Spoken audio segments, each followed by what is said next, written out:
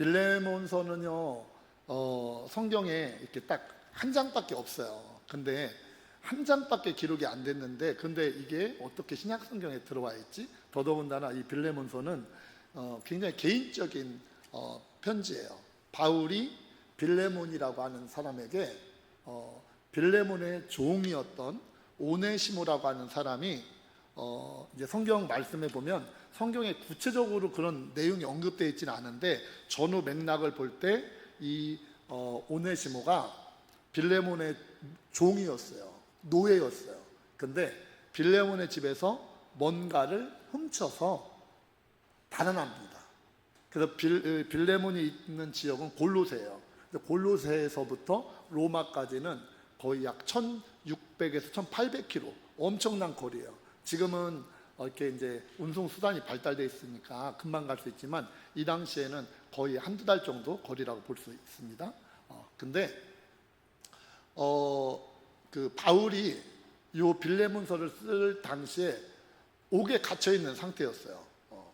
근데 2년 동안 옥에 갇혀 있었는데 그때 옥에 갇혀 있지만 그 상태가 비교적 우리가 생각하고 있는 그런 어떤 지하 이런 감옥이 아니라 가택 연금 같은, 비교적 바울은 밖에 나갈 수 없지만 바울을 만나기 위해서 사람들이 자유롭게 드나들 수 있는 그런 형태였어요.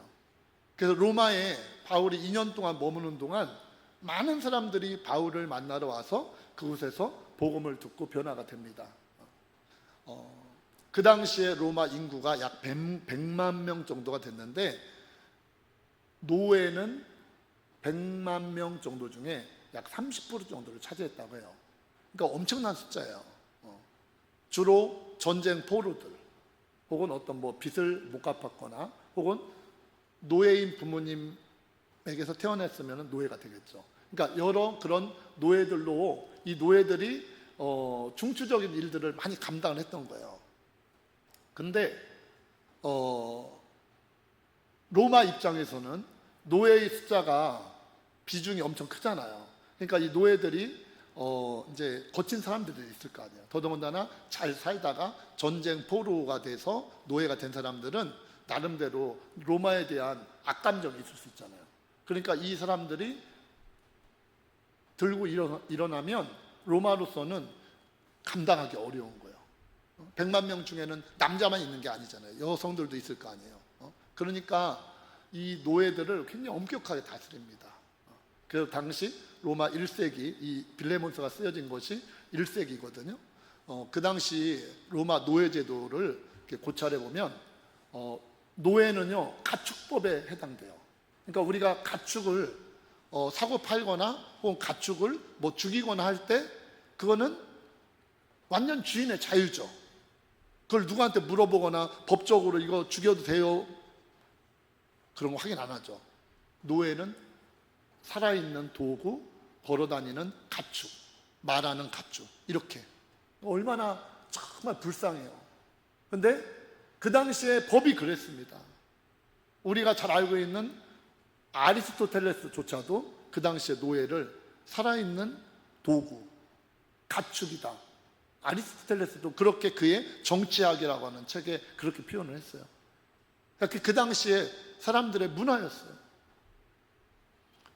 그러다 보니까 노예는요, 뭐 인권이라고 하는 거는 전혀 찾아볼 수가 없습니다.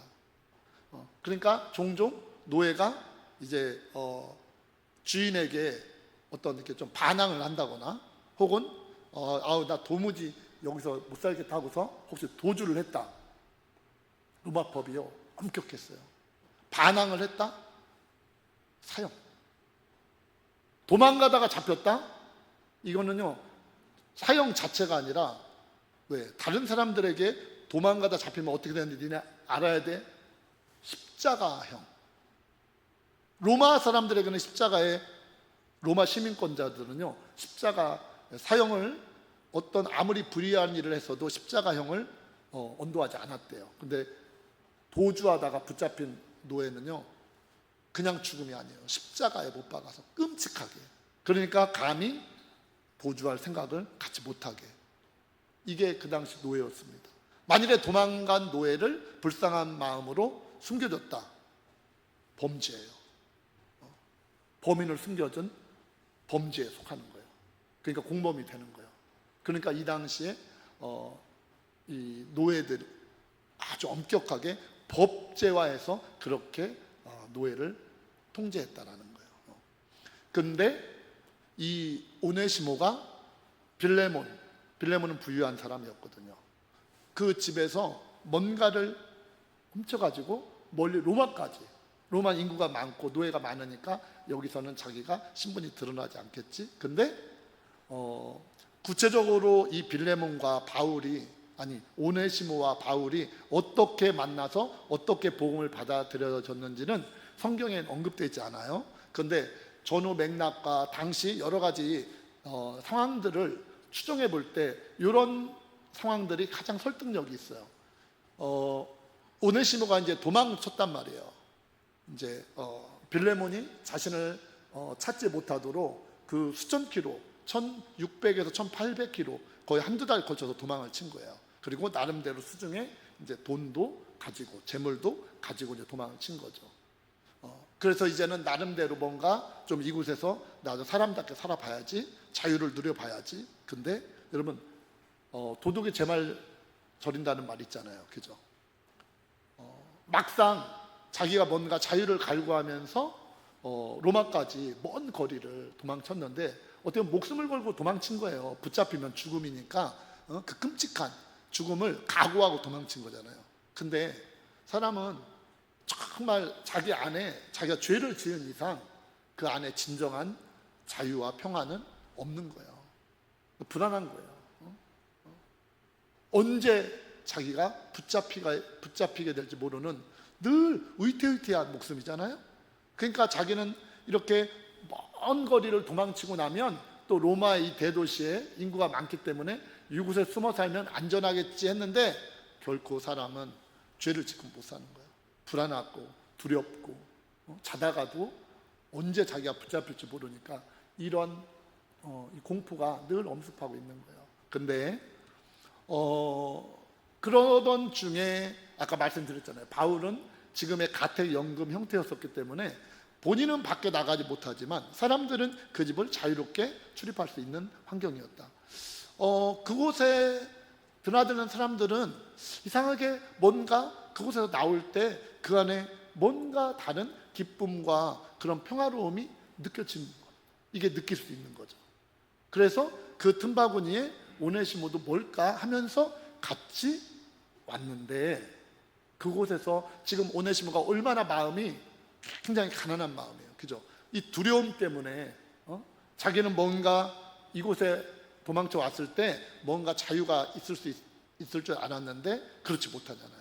참 자유도 없고 오히려 더 두렵고 다시 돌아가면 죽음이고. 그러니까 어떻게 할 바를 모르는 거죠.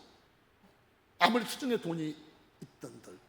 근데 그런 여러 가지 가난해진 마음에, 두려운 마음에 바울이 복음을 전하는데 그 가난한 마음, 그 정말 어떻게 자기가 앞길을 헤쳐나가야 될지 모르는 그 상황 가운데 하나님의 복음이 그냥 스폰지처럼 이 오네시모에게 바로바로 흡수가 됐다는 거죠.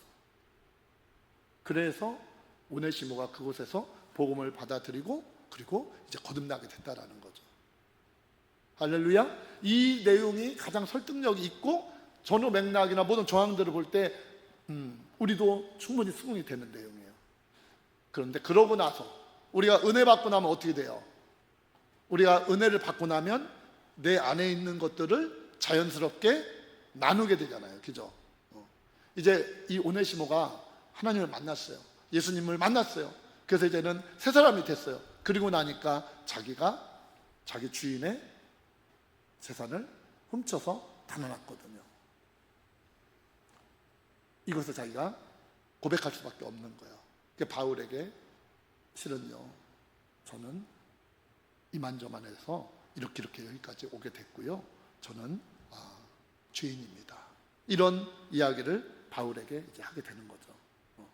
자, 그런 이야기를 들었을 때 바울은 로마 시민권자예요. 당대 석학입니다. 법에 대해서는 누구보다 잘 알아요. 그러니까 이거 오네시모는 붙잡히면 바로 죽음이다. 그리고 그런 오네시모를 자기가 어떤 이 상황을 다 알고 있음에도 불구하고 자기가 이것을 묵인하면 이것도 자기가 공범이 되는 거예요. 아까 말씀드렸잖아요. 그러니까 바울 입장에서 이것을 어떤 형태로도 해결을 해야 되겠다. 그래서 바울이 편지를 쓰게 돼요. 그게 빌레몬서예요. 빌레몬서 내용, 이런 상황 가운데 이제 바울이 어떻게 해서든지 이 오네시모를 살리고 싶어요. 근데 아까 말씀드렸죠. 도망친 노예는 붙잡히면 끔찍하게 죽음을 당한다. 그러니까 오늘 이제 이 나름대로 바울이 오네시모를 향해서 오늘 본문에 정말 구절절 이제 어떻게 보면은 보증을 쓰듯이 이 오네시모에 대한 그런 이제 자기가 어떻게 생각하는지를 이 편지에 기록을 하고 있는데 오늘 한번 확인을 해보겠습니다. 10절부터 12절까지 한번 같이 읽어보겠습니다. 10절부터 12절까지 같이 읽을게요. 시작. 갇힌 중에서 낳은 아들 오네시모를 위하여 내게 간구하노라. 그가 전에는 내게 무익하였으나 이제는 나와 내게 유익함으로 내게 그를 돌려보내노니 그는 내 신복이라. 아멘. 자, 여기 보면 10절에 이렇게 고백하죠. 갇힌 중에서 내가 낳은 아들이다. 뭐예요? 자기가 10절 자기가 지금 어쨌든 이제 로마 감옥에 갇혀 있는 상태잖아요. 그러니까 자기가 내가 갇힌 중에서 복음으로 나왔다 이 말이에요. 오네시모를. 그래서 나의 영적 아들이다. 이렇게 지금 소개하는 거예요. 그리고 11절에 보면 또 이렇게 소개를 합니다. 전에는 무익했다. 그러나 지금은 유익한 사람이 됐다. 그러니까 최대한 변호를 해주는 거예요. 그리고 12절에 보면 또 바울이 뭐라고 하냐면 그는 이제 내 신복이다. 정말 없어서는 안 될 사람이다. 이렇게까지 바울이 이 오네시모를 이제 구구절절 변호를 해주는 거예요. 그러니까 이 오네시모를 살리고자 하는 이 바울의 큰절한 애틋한 마음이 담겨 있죠. 그 다음 13절입니다. 읽겠습니다. 시작. 있게 하여 내 복음을 위하여 갇힌 중에서 내 대신 나를 섬기게 하고자 하나. 네, 내게 머물러 있게 하고 싶어요. 그래서 네 대신 나를 섬기게 하고 싶지만 말씀드렸죠. 도망친 노예를 숨겨주면 공범이 되는 거예요. 범인 은닉죄에 해당되는 거예요. 그러니까 그대로 머물러 두게 해서는 안 돼요. 이 빌레몬에 어떤 동의가 있어야 된단 말이에요. 허락이 있어야 된단 말이에요. 그래서 자 14절입니다. 시작. 다만 내 승낙이 없이는 내가 아무것도 하기를 원하지 아니하노니 이는 너의 선한 일이 억지같이 되지 아니하고 자의로 되게 하려 함이라. 아멘. 이해가 되시죠? 그래서 네 승낙이 없이는 하지 않겠다. 자, 그리고 이제 15절, 16절입니다. 시작. 아마 그가 잠시 떠나게 된 것은 너로 하여금 그를 영원히 두게 함이리니 이후로는 종과 같이 대하지 아니하고 종 이상으로 곧 사랑받는 형제로 둘 자라. 내게 특별히 그러하거든 하물며 육신과 주 안에서 상간된 내게랴. 아멘. 자, 15절 오늘 살펴보려고 하는 것은요, 이 부분이에요. 이 부분. 아마 그가 잠시 떠나게 된 것은 너로 하여금 그를 영원히 두게 함이리니. 하나님 안에서요, 거듭난 사람들은요, 어떤 상황이 발생하거나 어떤 사건이 발생했을 때 이제 그 일을 바라보는 관점이 달라지게 돼요. 그 일을 해석하는 것이 달라지게 돼요. 이게 무슨 말이냐면 하나님을 만나기 전에 이제 예수님 안에서 거듭나기 전에는요, 어떤 안 좋은 일이 생겼어요. 그러면은 그때 보통 우리가 뭐라고 해요? 나에게 안 좋은 일이 생겼어. 그럼 보통 지금 세상 사람들 뭐라고 해요? 흔히 쓰는 말. 오늘 진짜 재수 없네. 오늘 참 일진 사납네. 그런 말 쓰죠, 그죠? 요즘도 그런 말 쓰세요? 세상 사람들 흔히 그런 말 쓰잖아요. 오늘 정말 재수 되게 없네. 이런 말 쓰잖아요. 예전에는 우리도 그랬을 수 있어요. 하나님 만나기 전에는 우리가 어떤 일이 발생하면 우리가 반사적으로 오늘 정말 기분 안 좋네 이렇게. 근데 하나님 안에 들어오면요, 이제 우리 안에 발생되는 모든 일들을 바라보는, 해석하는 그런 관점이 달라져요. 어떻게? 왜 나에게 이런 일이 일어났지? 왜 하나님이 나에게, 우리 가정에, 우리 직장의 사업에, 우리 자녀들에게 이런 일이 일어나게 하셨지? 하면서 이제는 우리의 관점이 하나님의 관점에서 그 일을 해석하고, 그런 우리 삶을 해석하는 관점이 자연스럽게 바뀌게 된다 이 말이에요. 아멘? 그래서 이 일을 통해 하나님이 뭘 말씀하시려고 하시는 거지? 우리가 하나님 안에 들어오기 전에, 정말 예수님 안에서 거듭나기 전에는요, 우리는 이 세상에 눈에 보이는 것이 다인 줄 알았어요. 그래서 이 세상의 물질, 이 세상의 모든 눈에 보이는 것들에 우리가 온전히 정말 집착하면서 그거 아니면 안 된다, 그래서 막 죽기 살기로. 근데 하나님 안에 들어와서 영적인 눈이 열리고 나서 보니까 이 눈에 보이는 이게 다가 아니구나. 이 세상이 다가 아니라 눈에 보이지 않는 영원한 하나님 나라, 우리에게는 영원한 하나님 나라라고 하는 보이지 않지만 저 영적인 세계가 존재하고 있구나.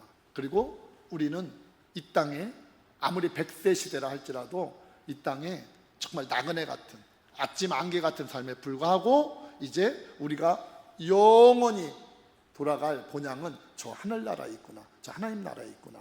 우리가 영혼의 관점으로요, 우리의 모든 삶을 해석하는 관점이 자연스럽게 바뀌게 되더라는 거예요. 아멘? 그래서 오늘 바울이 이렇게 해석을 하는 거예요. 아마 그가 잠시 떠나게 된 것은 그를 영원히 두게 합니다. 이 말은 뭐예요? 오네시모가 만일에 그대로 그냥 빌레몬의 노예로 그 집에 그대로 그냥 살아가고 있었어요.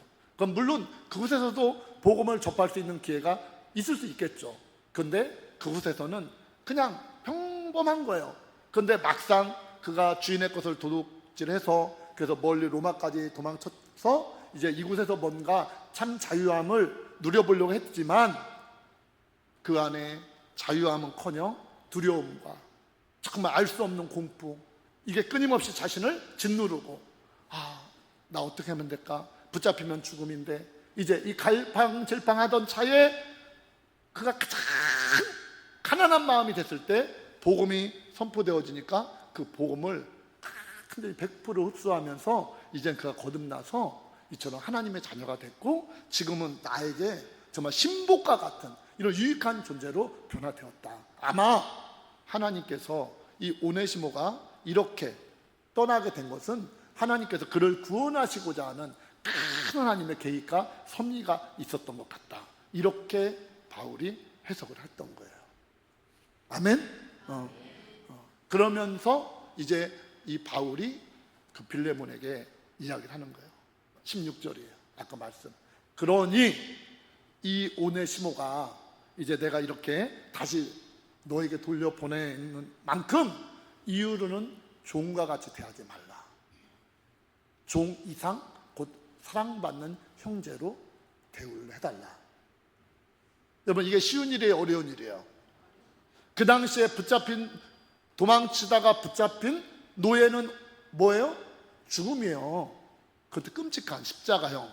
근데 목숨을 살려주는 것만 해도 오네시모에게는요 정말 감지덕지한 거예요. 근데 종으로 대하지 말고 그 이상 사랑받는 형제로, 이거는요 그 당시 아까 말씀드렸잖아요. 그 당시 노예가 얼마나 인권이 없었는지, 비참했는지. 이것은 정말 그 당시에 정말 대변혁이에요. 바울은 빌레몬에게 그렇게 부탁을 합니다. 근데 오늘 16절까지만 읽었지만요, 사실 17절에 보면 이렇게 나와 있어요. 제가 읽어드릴게요. 그러므로 네가 나를 동역자로 알진대 그를 영접하기를 내게 하듯 하고. 바울은 더 나갔어요. 그 빌레몬에게 오네시모를 어떻게 대우해 달라고 하냐면 나를 대하듯 해달라. 이게 무슨 말이냐면요, 빌레몬이 어떻게 해서 예수님을 믿고 거듭났냐면 바울에게 복음을 듣고 거듭났어요. 그러니까 빌레몬에게 있어서 바울은 어떤 존재예요? 영적 아버지 같은 존재예요. 바울이 아니었으면 빌레몬은 하나님을, 예수님을 알지 못했어요. 그러니까 바울을 대할 때마다 빌레몬은 어떻게 했을까요? 빌레몬 부자였었거든요. 바울에게 가장 최상의 것으로 바울을 대접했을 거예요. 그죠? 근데 이 도망친 오네시모 돌려보낼 테니까 자기처럼 대해달라는 말은 어떻게 대해달라는 거예요? 최상의 극진한 섬김과 사랑으로 대해달라. 여러분 그렇게 할 수 있을까요? 없을까요? 여러분 할 수 있어요? 없어요? 다들 한 3일 금식 해보고 이거는 한 40일 작정기도 해보고 난 다음에 한번 대답할 수 있는 사실 거의 미션 불가능한 일이에요. 근데 바울이 그렇게 권면과 부탁을 해요. 자, 빌레몬서는요 그렇게 끝나요. 그 뒤 내용은 나와 있지 않아요. 근데 과연 빌레몬은 그렇게 했을까요? 안 했을까요?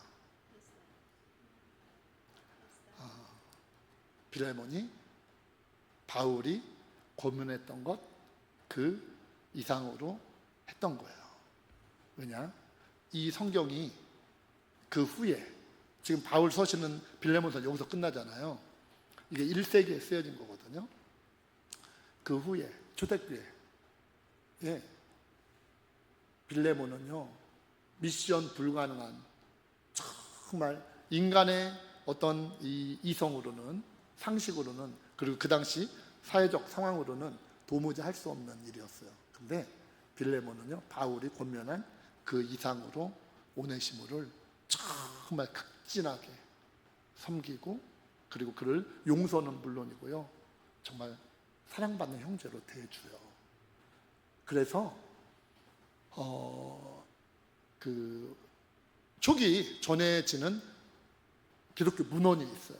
거기에 보면은 이그나티우스라고 하는 안디옥 교회에 그런 그 감독이 있었는데, 그 기록에 의하면 이 오네시모가 어떻게 변화된 줄 아세요? 바로 이 도망친 노예였고 붙잡히면 죽을 수밖에 없었던 이 오네시모가 에베소 교회, 그 당시 에베소 교회는요 최고 아주 큰 교회 중에 하나예요. 근데 이 에베소 교회 감독으로 이 오네시모가 그 감독, 지금으로 얘기하면은 목사님이에요. 전에 오는 기록에 이 오네시모가 그렇게 변화된 것을, 그래서 이 빌레몬서가요 성경에 들어있는 거예요. 그 빌레몬이 바로 바울이 권면하고 부탁했던 그 이상으로 오네시모를 조건 없이 용서하고 용납하고 사랑받는 형제로 섬겼을 때 그가 훗날 정말 이 초기 기독교 공동체에 너무나도 훌륭한 그런 영적 지도자로 세워질 수 있었던 거예요. 그래서 이 루터는요 이 빌레몬서를 이야기할 때 뭐라고 극찬을 하냐면 바로 기독교의 사랑의 진수, 기독교 사랑의 진수를 보여주는 책이다. 루터는 그렇게 이 빌레몬서를 일컫고 있어요. 말씀을 정리할게요. 여러분 오늘 이 빌레몬서를 통해서 하나님께서 우리에게 말씀하시는 것은 뭘까요? 바로 하나님 안에서 우리가 영혼의 관점으로 모든 일을 해석하고 바라볼 수 있는 그런 시선, 시야, 관점이 열려야 된다라는 거예요. 그렇게 할 때 우리가 결코 우리의 가슴으로는, 우리의 본성으로는요 절대로 용납할 수 없어요. 용서할 수 없어요. 그런데 영혼의 관점으로 볼 때 우리는 우리의 의지로는 결코 용서할 수 없고 사랑할 수 없는 그런 대상이라 할지라도 영혼의 관점에서는요, 그 사람을 우리가 얼마든지 내 힘으로 하는 것이 아니에요. 복음의 능력에 사로잡혔을 때만이 가능하다라는 거예요. 오늘 바울이 그랬고 빌레몬이 그랬다라는 거예요. 그래서 이 삶을 우리가 이어가도록, 그래서 빌레몬서가 성경 속에 바울의 개인적인 서신이었지만 그러한 하나님의 의도, 계속해서 그 조건 없는 용서와 사랑을 우리 그리스도인들이 이어가기를 원하는 하나님의 마음이 바로 이 빌레몬서에 담겨져 있다라는 거예요. 여러분과 제가 그렇게 그 뒤를 이어갈 수 있기를 소망합니다.